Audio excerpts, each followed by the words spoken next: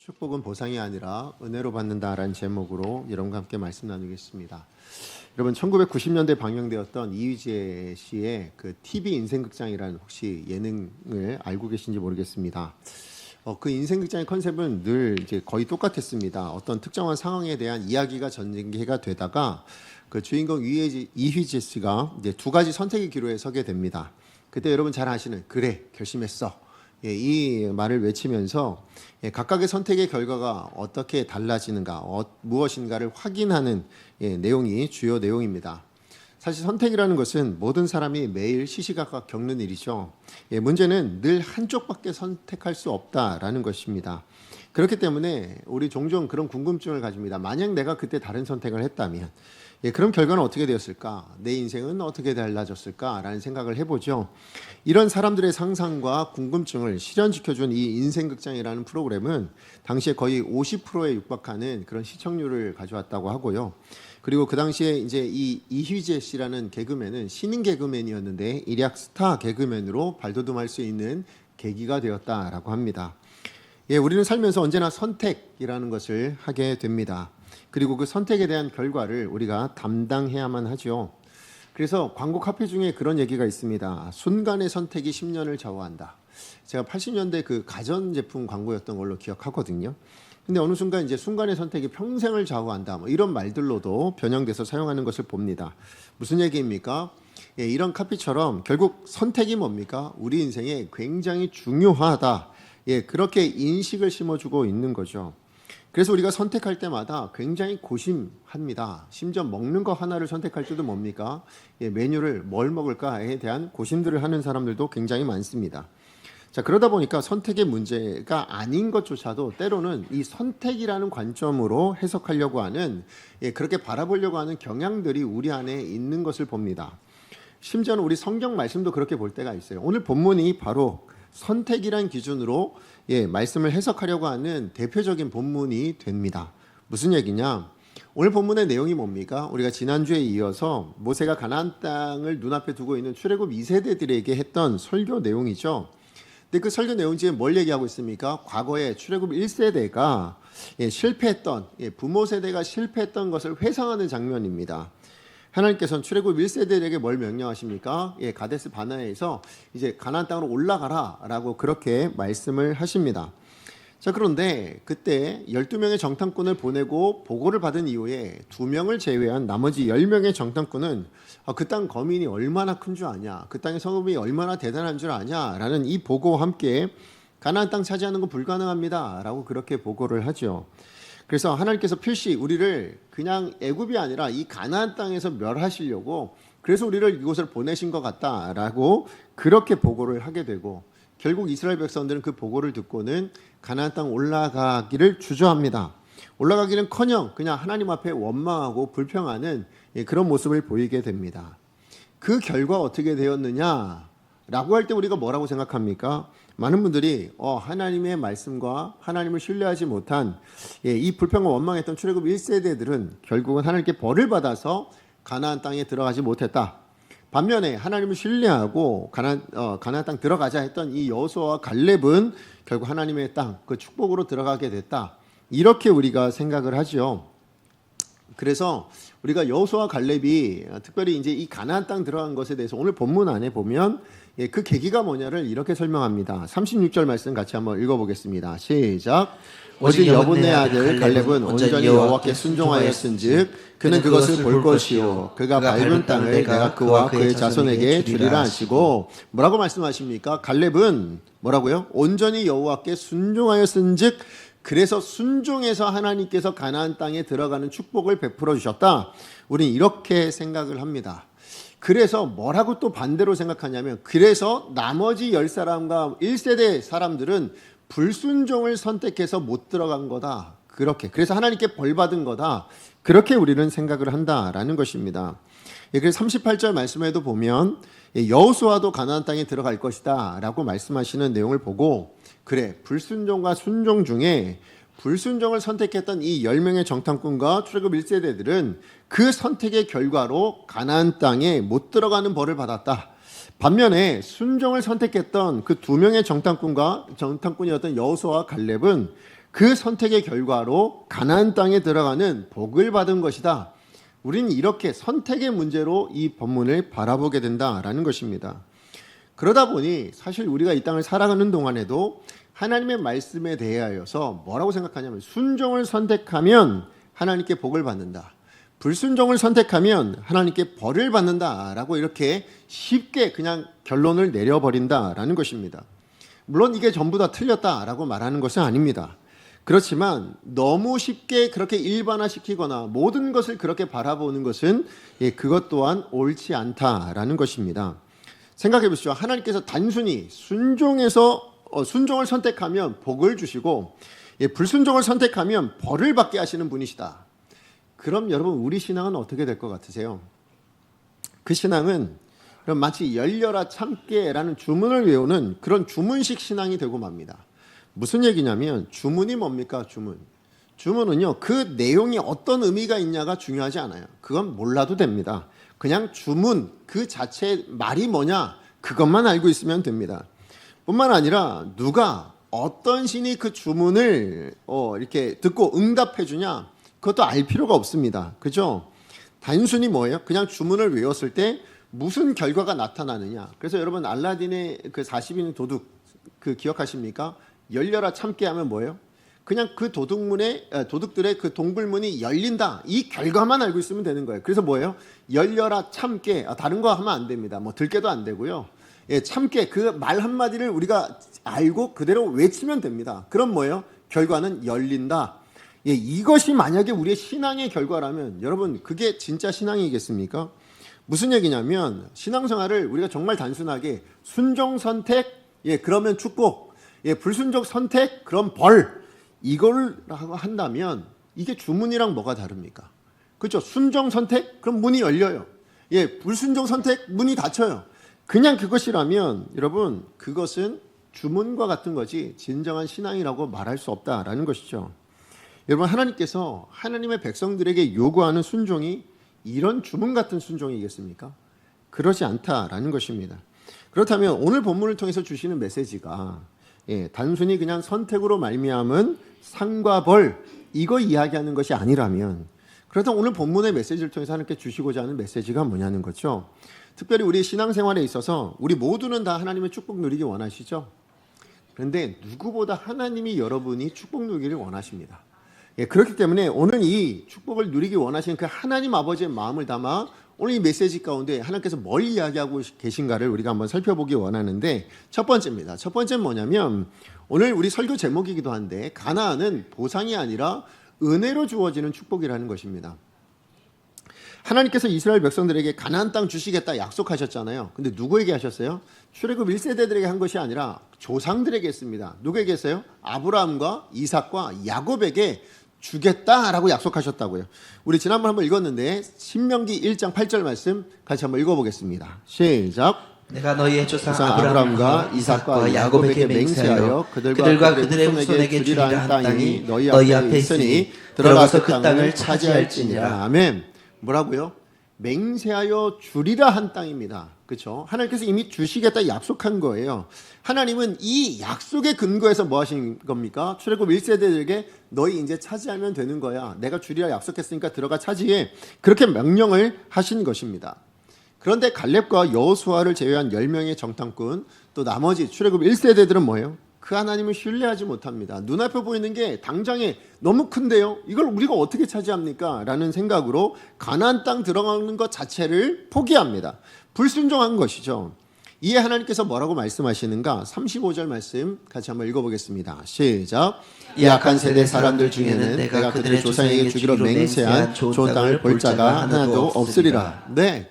그래서 출애굽 1세대들 모두에게 하나님께서는 가나안 땅에 못 들어간다 이렇게 말씀을 하셨어요. 자 그러면 그럼 목사님 맞잖아요. 가나안 땅에 들어가는 건 순종하는 사람만 들어간 거 아닙니까? 불순종했으니까 하나님께서 다 못 들어가게 만드신 거 아닙니까? 맞아요. 그렇지만 그게 전부가 아니라는 겁니다. 이걸 너무 간단하게 순종 선택했고 불순종 선택해서 못 갔어 이것으로 보시면 안 된다라는 것입니다. 왜냐하면 오늘 본문의 문맥 전체를 한번 읽어보시면 하나님께서 가나안 땅에 들어가게 하신 것이 다만 여호수아와 갈렙 그 순종했던 두 사람만 들여보내신 거냐? 그러지 않습니다. 여러분 39절 말씀 같이 한번 읽어보겠습니다. 39절입니다. 시작. 또 너희가 사로잡히려 하던 너희의 아이들과 당시에 선악을 분별하지 못하던 너희의 자녀들도 그리로 들어갈 것이라. 내가 그 땅을 그들에게 주어 사람이 되게 하리라.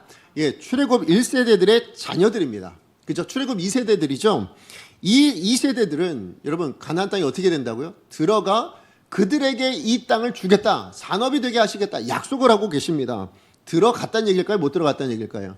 들어갑니다. 우리가 알고 있지만 이제 신명기 쭉 살펴보고 우리가 여호수아까지 우리가 다 역사를 성경을 읽어보셔서 아시겠지만 이 세대들은 가나안 땅에 다 들어가는 그 복을 누리게 되어집니다. 그런데 중요한 건 이 2세대들이 순종해서 들어간 겁니까? 그러지 않다라는 거예요. 오늘 본문의 말씀을 보시면 하나님께서 이 2세대들은 내게 순종하는 자녀들이니까 나한테 순종을 선택한 자녀들이니까 자 그러면 여호수아 갈렙처럼 그렇게 순종을 선택했으니까 너희도 들어가게 보내줄게 라고 말씀 나오지 않습니다. 뭐라고 얘기합니까? 아이들이라고 이야기하면서 덧붙여 설명을 합니다. 뭐라고요? 선악을 분별하지 못하는 자녀들이라고요. 무슨 얘기입니까? 순종이나 불순종을 선택할 수 없는 그런 능력조차 없는 이 자녀들도 들어가게 하시겠다라고 그렇게 말씀을 하고 있는 겁니다. 만약에 갈렙과 여호수아처럼 순종을 선택했기 때문에 가나안 땅에 들어가는 축복을 누리는 것이 그게 하나님의 뜻이었다면 여러분 이 아이들은 들어가야 됩니까? 못 들어가야 됩니까? 못 들어가는 것이 정상입니다. 왜요? 순종을 선택해 본 적이 없습니다. 순종을 생각해 본 적도 없습니다. 아니 불순종도 모르는 자들이었습니다. 그야말로 아이들이었다고요. 갓난 아이들, 알지 못하는 아이들이었다고요. 그럼에도 불구하고 하나님은 순종하지 않았던 이 출애굽 2세대들 아이들에게 가나안 땅에 들어가게 하겠다고 그 땅을 산업으로 주시겠다고 분명히 약속을 해주고 계십니다. 그렇다면 이 출애굽 2세대들을 왜 하나님께서는 들여보내시게 해주실까요? 왜 그렇게 허락하셨을까요? 아니 왜 이렇게 가나안 땅을 주시겠다, 산업으로 주시겠다고 약속하고 계시는 겁니까? 그 이유가 성경 어디에도 사실 나오진 않습니다. 다만 우리가 알 수 있는 거 하나는 뭐냐면 하나님께서 조상들에게 약속하셨던 바 너와 그 자손, 너의 자손들에게 이 가나안 땅을 주리라 하신 그 약속이 누구에게 이루어진 겁니까? 1세대가 아니라 2세대 이 자녀들에게 이루어졌다라는 것밖에는 우리가 확인할 방법이 없습니다. 그죠? 하나님께서 주리라 약속하신 것이 누구에게 이루어진 겁니까? 출애굽 2세대들에게 이루어진 겁니다. 다시 얘기하면 출애굽 2세대들에게 주신 겁니다. 하나님이 주셨기 때문에 받은 겁니다. 다시 한번 말씀드리지만 하나님께서는 이 가나안 땅을 그래 너희들이 더 큰 무기를 가지고 아니면 훌륭한 전략과 전술을 가지고 아니면 어떤 능력들을 가지고 그래서 전쟁에서 싸워 취해서 가지는 땅이다 그렇게 말씀하신 적이 없죠. 하나님은 주리라 해서 갖게 하신 땅인 겁니다. 그죠? 가나안 땅은 하나님이 주시면 어떻게 되는 거예요? 받을 수 있는 땅이라는 거예요. 그렇다면 하나님이 이 가나안 땅을 주실 때 그래서 우리가 이 가나안 땅은 하나님께 주셔야만 얻는 땅이라면 하나님은 그 땅을 우리의 어떤 능력이나 어떤 조건을 보고 주시는 걸까요? 만약에 우리에게 있는 어떤 능력, 그래 너 순종할 능력이 있고 얘는 말씀대로 이렇게 살아갈 능력이 있고 그래 얘는 뭔가 이런 거 기도를 할 수 있는 능력이 있고 아니면 얘는 이런 것도 잘하고 저런 것도 잘해서 그래서 너 남들보다 나으니까 자 들어간다라고 한다면 여러분 그것은 은혜가 아닙니다. 그럼 뭐가 됩니까? 보상이 됩니다. 무슨 얘기냐면 여러분 내가 이걸 잘해서 하나님이 이걸 주신 거가 되면 그건 보상입니다. 여기서 뭐가 나오냐면 공로주의라는 게 나옵니다. 그죠? 우리가 구원도 그렇잖아요. 내가 뭔가를 해서 내가 어떤 것을 취해서 내가 뭔가를 선택해서 그래서 주어진 거라면 그건 내가 잘해서 받은 거잖아요. 그래서 그걸 은혜라고 말할 수 없다라는 것입니다. 그래서 뭐예요? 내 공로로 받은 거니까 마땅해 라고 생각이 되어집니다. 그러다 보니 많은 분들이 오해하는 게 뭐냐면 은혜를 내가 어떤 무엇인가를 잘해서 받은 보상으로 생각하니까 여러분 이 은혜를 가지고 뭘 생각하냐면 내 신앙의 척도를 잽니다. 그죠? 내가 하나님께 많은 은혜를 받아서 난 남들보다 뛰어난 신앙을 가지고 있는 것처럼 착각하시는 경우가 있다는 거예요. 정말 하나님께서 많은 은혜를 부어주시면 그럼 내 신앙이 뛰어납니까? 그러지 않은 경우들이 많습니다. 여러분 어떤 사람에게 은혜가 더 클까요? 많은 죄를 지은 사람에게 베푸시는 은혜가 더 큰 거 아닙니까? 그렇죠? 예, 하나님께서 많은 죄를 지은 사람에게 그 죄를 용서해 주신다면 그 은혜가 훨씬 더 큰 거 아닙니까? 예, 그런데 우리는 신앙이 뛰어나서 그래서 많은 은혜를 받는다라고 생각을 하고 있는 건 신앙을 뭘로 생각하는 겁니까? 보상의 조건으로 생각하고 있다는 거죠. 내가 남들보다 뛰어난 선택을 할 수 있는 능력이 있다라고 생각한다라는 것입니다. 여러분 마태복음 18장에 보면 예수님의 제자들이 예수님께 어떤 질문을 하나 합니다. 어떤 질문을 하냐면 천국에선 누가 더 큽니까? 라는 질문을 던져요. 자, 우리 1절 말씀 같이 한번 읽어볼까요? 시작. 그때 제자들이 예수께 나와 이르되 천국에서는 누가 크니까? 여러분 이 질문의 의도가 뭘까요? 이 질문은 어떤 일, 어떤 업적, 내가 어떤 능력을 그렇게 가지고 살아내야 천국 가면 남들보다 높은 자리에 올라갈 수 있을까요? 남들보다 더 많은 것을 누릴 수 있을까요? 하나님께서 더 큰 것을 내가 좀 받을 수 있을까요? 지금 그 얘기하고 있는 거죠. 근데 예수님의 대답은 좀 엉뚱합니다. 뭐라고 얘기하시냐면 3절 말씀 같이 한번 읽어보겠습니다. 시작. 이르시되 진실로 너희에게 이르노니 너희가 돌이켜 어린아이들과 같이 되지 아니하면 결단코 천국에 들어가지 못하리라. 여기 나오는 이 어린아이는 어떤 아이입니까? 네, 그냥 순진하다 아니면 순진무구하다 이런 얘기 아닙니다. 부모의 보호하심이 없이는 부모가 도와주지 않고서는 살아갈 능력이 없는 갓난아이를 의미합니다. 그러니까 지금 천국에서 누가 큽니까? 큰 자가 어떤 사람입니까? 라는 질문에 예수님은 마치 동문서답처럼 뭐라고 얘기하신 거예요? 어린아이 같아야 천국에 들어갈 수 있어 라고 말씀하시는 겁니다. 뭘 얘기하고 싶은 걸까요? 예수님께서는 지금 너희들이 천국에 대한 기준을 잘못 생각하고 있다는 거예요. 뭘 가지고 어떤 가치관을 가지고 천국을 생각하고 있는 겁니까? 세상적인 기준, 세상적인 가치관을 가지고 천국을 비교하고 하나님에 대해서도 하나님이 상을 주실 때, 하나님이 은혜를 주실 때 그것이 마치 내게 어떤 능력과 어떤 것의 공로를 가지고 그에 대한 보상처럼 제공해 주시는 것이 지위고 축복이고 은혜다 이렇게 생각한다라는 거예요. 그걸 예수님이 책망하고 계시는 겁니다. 무슨 얘기냐면 아무런 능력도 없어요. 어떤 업적도 만들 수 없는 어린아이 같아야만 천국에 들어갈 수 있어요. 무슨 얘기입니까? 천국에 있는 모든 사람은 다 어린아이 같아야 들어온 겁니다. 무슨 얘기? 우리는 능력이 없고 우리에게 어떤 조건이 없고 우리는 뭔가 할 수 없음에도 불구하고 하나님의 일방적인 은혜로 천국을 선물로 받은 사람들입니다. 그러면 그 천국에서 내가 크다 네가 크다 얘기할 수 있나요? 그럴 수 없잖아요. 나는 정말 은혜가 보잘것없는데 그래서 하나님 옆에 서 있어요. 이게 자랑입니까? 그건 자랑일 수가 없는 겁니다. 그죠? 우리가 천국에서 어느 자리에 어느 위치에 내가 더 크다 작다 말할 수 없는 사람들이라는 거예요. 왜요? 우린 그런 능력이 없습니다. 그런 자격이 없는 존재들인데 하나님이 은혜 베풀어 주셔서 천국에 있기 때문에 그렇다라는 것이죠. 가나안도 그런 곳이라는 겁니다. 가나안이 축복이라면, 가나안이 하나님의 은혜라면 뭐예요? 내가 어떤 보상이나 어떤 능력을 가지고 하는 것이 아니라 어린아이 같아야 천국에 들어가는 것처럼 이라는 거예요. 하나님이 전적인 은혜로 주시는 땅, 그게 뭐라고요? 그게 가나안 땅이고 하나님의 축복이다라고 말씀하시는 겁니다. 그래서 하나님께서 시내산에서 이스라엘 백성들 훈련시킬 때 무슨 훈련 시켰다고요? 군사 훈련 시키신 적 없습니다. 그죠? 뭐 어떤 다른 훈련 시키신 적이 없어요. 그냥 오직 훈련 시킨 거 하나 뭡니까? 그 땅 들어가면 하나님의 백성으로 어떻게 살아야 될지, 삶의 기준이 뭐고 삶의 방식이 뭔지에 대한 하나님의 그 분명한 기준, 법을 율법으로, 말씀으로 가르쳐 주셨을 뿐입니다. 자, 그렇다면 왜 하나님은 출애굽 1세대들에게는 가나안 땅에 들어가는 걸 허락하지 않으셨을까요?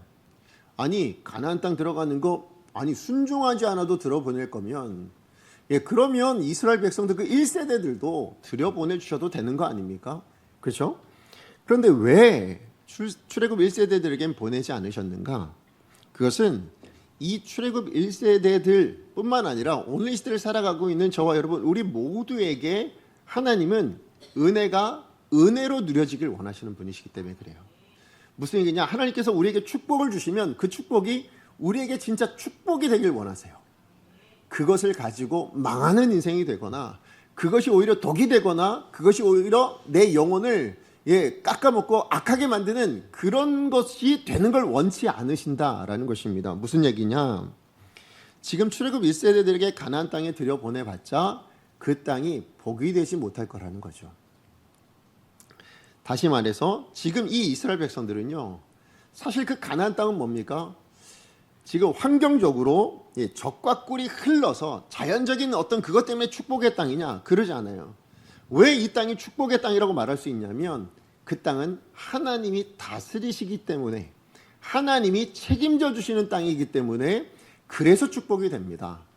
그렇잖아요. 하나님이 없는 땅이 축복이 되겠습니까? 여러분, 우리가 지금 창세기를 지금 묵상하고 있잖아요. 매일 새벽에 우리가 새벽 본문이 창세기입니다. 근데 이제 우리 다음 이제 오늘 내일이죠. 내일 이제 뭘 보냐면 소돔과 고모라에 대한 이야기를 우리가 묵상하게 됩니다.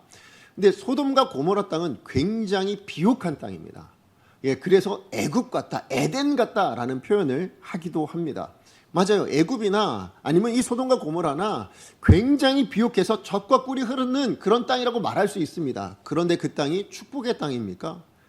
누구도 축복의 땅이라고 말하지 않습니다. 왜요? 거긴 영적인 타락이 있는 것이고 하나님의 다스리심이 없는 땅이에요. 그 땅에 있는 모든 사람들이 하나님과 상관없이 살아가는 그런 땅입니다. 그 땅을 우리가 축복의 땅이라 말합니까?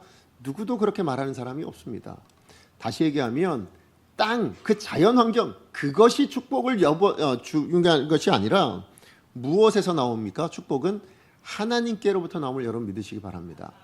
예, 우리 인생의 복은 하나님께로부터만 주어진다라는 것입니다. 땅이 주어지는 것이 아니고요. 땅 때문에 우리가 생각하는 것이 누려지게 되는 것이 아니고, 우리 어떤 조건 때문에 주어지는 것이 아니고 하나님이 주시면 받는 게 복입니다. 마치 여러분, 나뭇가지가 가진 생명력은 어디에서 옵니까? 예, 나뭇가지가 가지고 있는 뭐 열매를 맺든 아니면 꽃을 피우든 그 모든 양분은 다 어디서 옵니까? 줄기에서 옵니다. 그죠? 나뭇가지가 만들어낸 것이 아닙니다. 아니면 나뭇가지 바깥 어디 외부에서 온 것이 아닙니다. 줄기가 제공해줘야 나뭇가지가 누릴 수 있게 되어지는 것입니다. 그런데 나뭇가지에 불과한 이 이스라엘이 지금 뭐예요? 원래는 떨어져 있는 존재였어요. 잘려져 있는 존재였어요. 끊어져 있는 존재였습니다. 그런데 하나님께서 어떻게 하셨는가?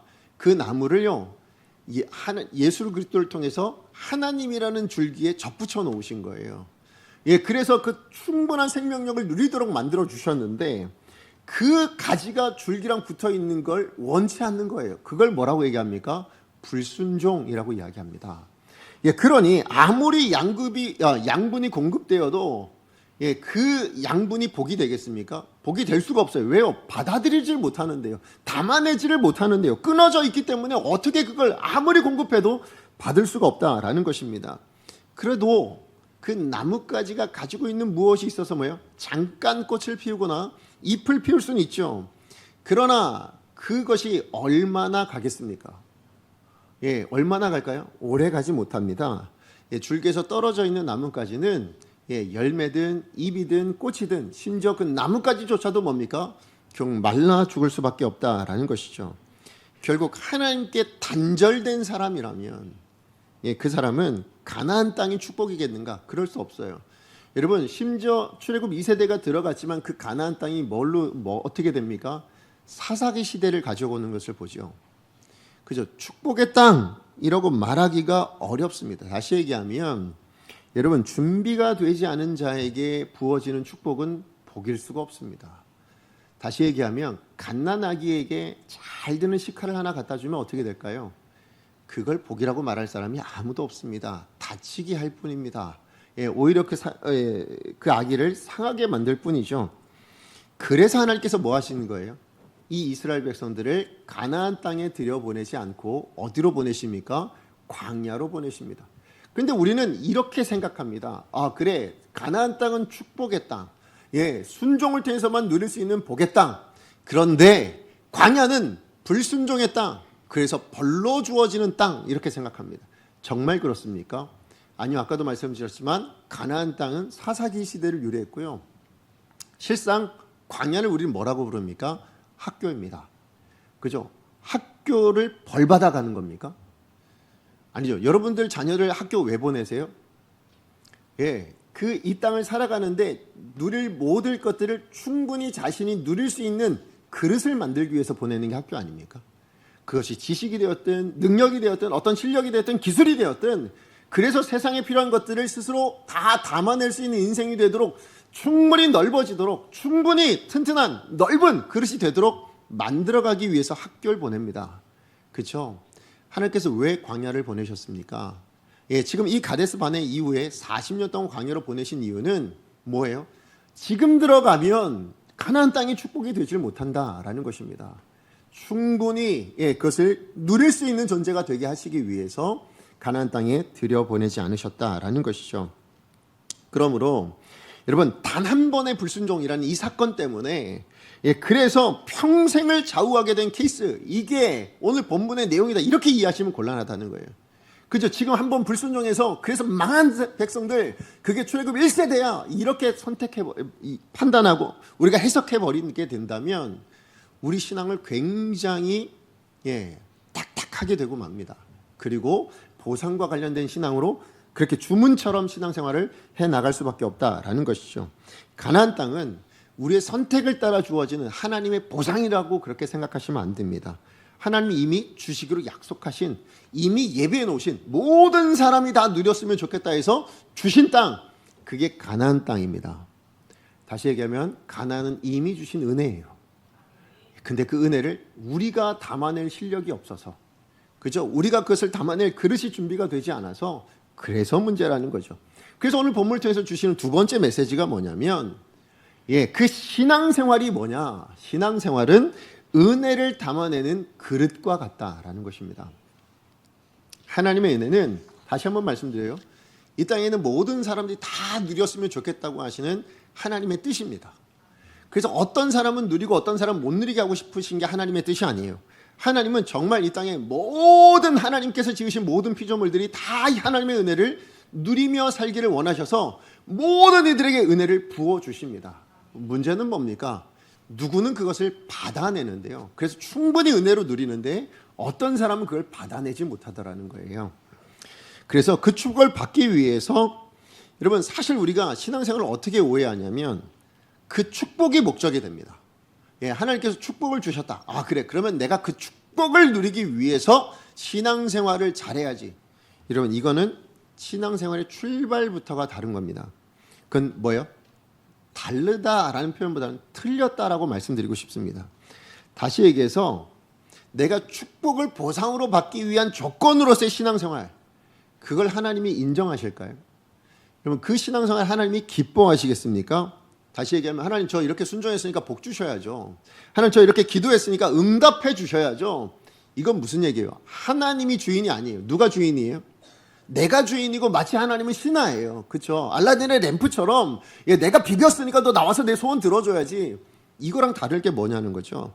이런 신앙생활을 하나님이 진짜 온전한 신앙생활이라고 인정하실까요? 그럴 수 없다라는 것입니다. 여러분, 신앙생활이 뭡니까? 신앙생활은 하나님을 왕으로 인정해 드리는 겁니다. 하나님을 주인으로 인정하며 살아가는 것이 신앙생활임을 여러분 믿으시기 바랍니다. 하나님을 왕으로 주인으로 인정해 드린다는 게 뭐예요? 우리의 삶의 기준과 우리 삶의 법칙을 누가 세우시는 겁니까? 내가 세우지 않아요. 하나님이 세우시는 겁니다. 그래서 우리는 뭡니까? 그것을 지키는 거죠. 근데 그 지키는 것이 보상의 근거가 될 수 없는 것은 왜요?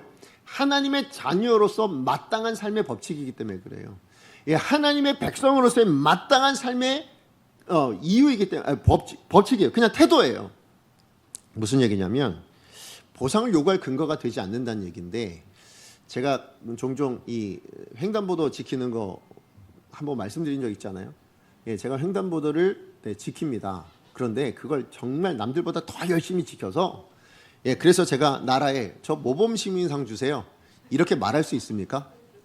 그럴 수 없잖아요. 그렇죠? 제가 다른 무엇인가를 나라에서 얘기하는 공중도덕을 제가 정말 잘 지켰어요. 자, 그러니까 제가 지금 돈이 없는데 돈 좀 주세요. 나라에다 그렇게 요구할 수 있습니까? 그럴 수 없습니다. 뭐라고 할까요? 나라가 그건 당연히 지켜야 될 건데요, 이렇게 말하고 말 겁니다. 그죠? 그러나 물론 나라에서 뭡니까? 어쩌다가, 그죠, 인정해줘서 누군가 상을 받을 수도 있습니다. 그러나 그게 당연한 건 아니잖아요. 그건 뭡니까? 선물입니다. 그렇죠? 당연한 걸 지켰는데 거기에 대한 상을 주면 그건 선물입니다. 아니, 이걸 왜 저한테, 아니 남들 다 지키고 있는 걸 왜 저한테만 주십니까? 하고 이야기할 수 있는 그냥 선물일 뿐이지, 그게 당연한 보상의 근거가 될 수가 없다라는 것입니다. 근데 우리는 종종 신앙의 어떤 내용들, 신앙생활의 어떤 것들을 가지고요, 하나님께 은혜를 요구하는 보상의 조건으로 삼을 때가 많다라는 것입니다. 여러분, 오늘 본문의 이스라엘 백성도 그러고 있는 거예요. 하나님께서 아직 가나안 땅을 누리지 못할 이 준비가 안 돼 있는 이스라엘 백성들에게 뭐예요? 야, 니들 안 되겠다. 야, 올라가지 말고 지금 광야로 내려가. 이렇게 말씀을 하시잖아요. 자, 그런데 이스라엘 백성들에게는 이 광야로 내려가라는 이 말이 굉장히 불편했던 것 같습니다. 왜냐하면 애굽에도 살아봤고 눈앞에 지금 가나안 땅도 있잖아요. 먹을 것이 있단 말이죠. 비옥한 땅이에요. 근데 광야 11일 동안 경험했거든요. 시내산 나와서 광야에서 11일 동안 경험했는데 이게 먹을 것도 없고 이게 뭐 살만한 땅이 아니잖아요. 40년을 이미 경험한 적이 아닙니다. 지금은 아직 40년 전입니다. 그러니까 그냥 광야 한번 내가 지나왔는데 야, 여기서는 못 살겠다. 여기서 어떻게 사나 싶은 생각이 들었던 것 같습니다.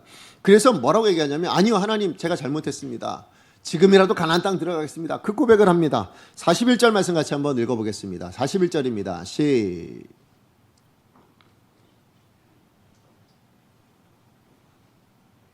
네, 제가 읽어드리겠습니다. 너희가 대답하여 내게 이르기를 우리가 여호와께 범죄하여 싸우니 우리 하나님께서 우리에게 명령하신 대로 우리가 올라가서 싸우리이다 하고 너희가 각각 무기를 가지고 경솔히 산지로 올라가려 할 때에 무슨 얘기입니까? 하나님, 제가 잘못했습니다예요. 그렇죠? 하나님, 제가 범죄했습니다. 잘못했습니다. 이제라도 가나안 땅 가겠습니다. 그렇게 가나안 땅 가겠다는 순종의 선택을 하게 됩니다. 하지만 이제라도 제가 가나안 땅 가겠습니다 라고 선택했던 이 이스라엘 백성들에게, 이 출애굽 1세대들에게 하나님 뭐라고 말씀하십니까? 올라가지 말라, 그렇게 이야기합니다. 가나안 땅 올라가도 내가 너와 함께하지 않을 거니까 가지 마, 그렇게 말씀하시는 거죠. 그런데 출애굽 1세대는 뭐라고 얘기합니까? 아니요, 하나님, 제가 잘못했다니까요. 제가 지금이라도 올라가서 그 가나안 땅 차지해서 그 땅 들어가 살게요 하고는 그냥 올라갑니다. 가나안 땅으로 쳐들어갑니다. 결과가 어떻게 됩니까? 44절입니다. 같이 한번 읽어보겠습니다. 시작. 그 산지에 거주하는 아모리 족속이 너희에게 마주 나와 벌떼같이 너희를 쫓아 세일산에서 쳐서 호르마까지 이른지라. 완전히 패배버립니다. 가나안 땅에서 쫓겨나서 다시 가데스 바네아까지 쫓겨 내려옵니다. 그리고는 여호와 앞에 서서 뭐 하냐면 통곡합니다. 자, 그게 45절이에요. 같이 한번 읽어보겠습니다. 시작. 너희가 여호와 앞에서 통곡하나 여호와께서 너희의 소리를 듣지 아니하시며 너희에게 귀를 기울이지 아니하셨으므로. 지금 패배했습니다. 그렇게 돌아온 이 이스라엘 출애굽 1세대들이 왜 여호와 앞에 통곡했을까요? 들어갈 줄 알았는데 못 들어가서예요. 그렇죠? 아니, 내가 잘못했지만 그래도 내가 다시 잘한 선택을 했잖아요. 하나님, 그래도 내가 이번엔 돌이켜서 하나님 말씀하신 대로 가나안 땅 들어가겠다고 선택했잖아요. 그러면 뭐 해야 돼요? 순종하면 들어갈 수 있어야죠. 그런데 순종했는데 왜 못 들어간 겁니까? 하나님, 우리한테 왜 이러세요? 하나님 앞에 통곡하고 있었던 겁니다. 그런데 하나님 뭐예요? 듣질 않으셨대요. 귀를 기울이지 않으셨다라는 겁니다. 왜 그랬을까요? 아니, 두 번째 그래도 잘한 선택이잖아요. 아니, 하나님, 그래도 첫 번째 내가 실수했지만 그래도 잘못했으니까 그래서 회개하고 돌이키고 내가 이제라도 잘하겠다고 다른 선택했잖아요. 그럼 왜 하나님 못 들어가게 하실까요? 왜 패배하게 만드셨을까요? 그 이유는 하나님은 드러난 결과를 보고 계신 분이 아니시요. 뭘 보십니까? 중심을 보시는 분이시죠. 무슨 얘기냐면 출애굽 1세대들이 지금 선택한 거 뭡니까? 이제 가겠습니다, 이거예요. 하나님 말씀하신 대로 가나안 땅 올라갈게요입니다. 그런데 겉으로 드러난 건 뭡니까? 내가 잘못했습니다. 그래서 제가 올라가겠습니다 라는 거지만, 순종을 선택한 것처럼 보이지만 실상 누구를 위한 순종입니까? 하나님을 위한 순종이 아닙니다. 내 이익을 위해서, 그죠? 내가 잃어버릴까봐 내 이익관계를 생각해서 들어가는 순종이었습니다. 다시 얘기하면 내가 가나안 땅 놓치면 안 될 것 같으니까, 광야는 아니니까, 그래서 가나안 땅을 얻기 위한 순종이었다라는 것입니다. 다시 말해서 불순종해서 가나안 땅에 못 들어가고 광야로 간다? 그럼 아니지. 내 선택이 틀렸구나. 그럼 반대로 가나안 땅으로 가면 되지. 자, 하나님, 저 이제 순종했으니까 가나안 땅 이제 가겠다고 했으니까 자, 가나안 땅 주세요. 이게 맞는 이야기입니까? 그럴 수 없다라는 거죠. 다시 얘기하면 지금 이 이스라엘 백성들이 뭐라고 생각하고 있는 거예요? 순종을 자신들이 바라는 보상의 도구처럼 생각한 겁니다.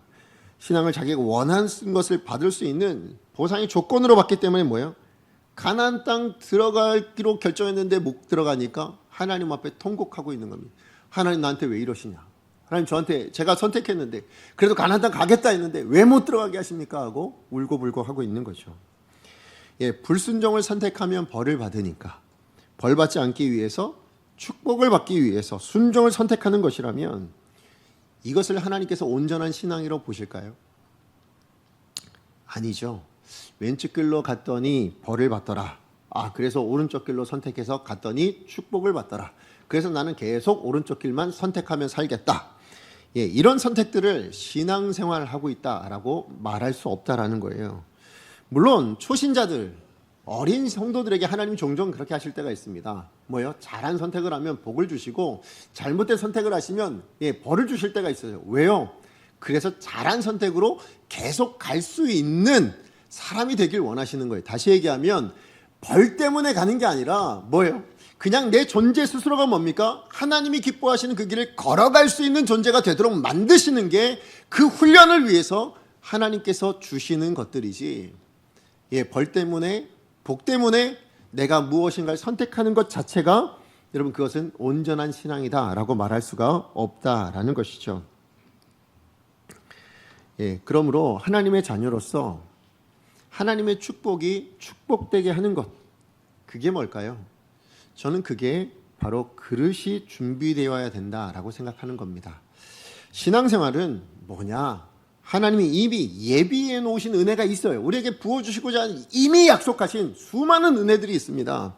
그 은혜를 온전히 누리고 담아내기 위해서 우리 자신을 준비시키는 거룩한 그릇 만들기입니다. 그래서 순종은 뭡니까? 태도입니다. 태도. 무슨 얘기입니까? 그 은혜를 담아내기 우리의 삶의 방식일 뿐이지 그걸 조건으로 삼아서는 안 된다는 거예요. 그래서 우리는 신앙 훈련 받으셔야 합니다. 그죠? 그래서 우리 그릇을 단단하게 준비하셔야 됩니다. 여기 컵이 있습니다. 여기에 물이 가득 담겨져 있습니다. 그런데 만약에 여기에 물이 비어 있고 다른 어떤 무엇으로 채워져 있는데 하나님 제가 여기 물을 좀 부어주세요. 여기 물을 좀 가득 채워주세요. 제가 무기만 아닙니다. 라고 하면 하나님이 뭐라고 말씀하실까요? 야, 그 잔에 있는 것도 좀 비워야 되지 않겠니? 거기에 물을 담을 수 있도록 좀 준비해야 되지 않겠니? 하나님께서 말씀하시는 게 그거라는, 그게 뭐라고요? 그게 신앙이라는 거라고요. 그게 신앙생활이라고 말씀하고 있는 겁니다. 이 그릇에 은혜를 채우시든 물을 채우는 건 누구의 몫입니까? 제가 할 수 있는 능력이 아니에요. 그건 하나님이 전적으로 하실 일입니다. 제가 할 수 있는 건 뭡니까? 여기를 받을 수 있도록 비워놓는 것, 그죠? 받을 수 있도록 준비해 놓는 것, 그건 제가 할 수 있는 일입니다. 그게 뭐라고요? 그게 신앙생활이라고요. 그걸 하나님께서 요구하고 계신다. 하나님 우리에게 물 주기 원하세요. 은혜 주기 원하세요. 우리 모든 사람이, 이 땅의 모든 사람들에게 하나님이 이미 은혜를 준비해 놓으셨습니다. 야, 내가 은혜 준비해 놨으니까 준비해. 뭘 준비해요? 받을 준비해야지. 어떻게 하면 되는 거예요? 그게 신앙생활인 겁니다. 그래서 그 신앙생활을 통해서 우리는 뭘 확인합니까? 신앙생활을 해가면 해갈수록 우리가 확인하는 거, 하나님이 이미 은혜를 준비해 놓으셨구나. 그래서 우리에게 은혜를 베푸시는 분이구나. 그걸 깨닫게 되죠. 근데 거기서 우리가 더 나아가면 뭐가 되는 겁니까? 그리 아니하실지라도 뭘 선택합니까? 이제는 신앙을 선택하는 겁니다.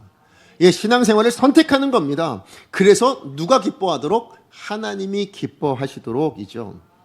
왜요? 그게 하나님의 백성으로서, 하나님의 자녀로서의 마땅한 삶의 법칙인 줄 아니까, 그게 삶의 분명한 태도인 줄 알기 때문에 그걸 선택하는 겁니다. 근데 너무 감사한 건 뭐예요? 그렇게 마땅한 걸 행해도 성경 말씀을 읽어보시면 그래도 복 주시겠다는 거예요. 기도 마땅한데요, 기도하면 복 주시겠대요. 응답해 주시겠대요. 신앙생활 순종하면 그게 마땅한 건데도요, 거기에 복을 주시는 거예요. 무슨 얘기예요? 복은 이미 준비가 되어 있어요. 이미 우리 가운데 부어지고 있어요. 그걸 순종이라는 그릇을 준비해 놓으니 담게 되는 겁니다. 기도라는 그릇을 준비해 놓으니 담게 되더라는 거예요. 그 신앙생활은 하나님의 은혜를 담아내는 그릇입니다. 그 그릇을 얼마나 크게, 얼마나 깨끗하게, 우리 있는 것을 얼마나 비워내느냐, 세상의 것을 얼마나 덜어내느냐, 그게 우리의 신앙생활의 목적인 것입니다. 여러분, 은혜가 목적인 신앙은 온전한 신앙이 될 수가 없습니다. 은혜가 아니라 무엇이 목적이 되어야 되냐? 은혜의 주인이 되시는 하나님이 목적인 신앙생활이셔야 합니다. 하나님 되시는 인정해 드리는 그런 신앙생활을 하시길 축복합니다.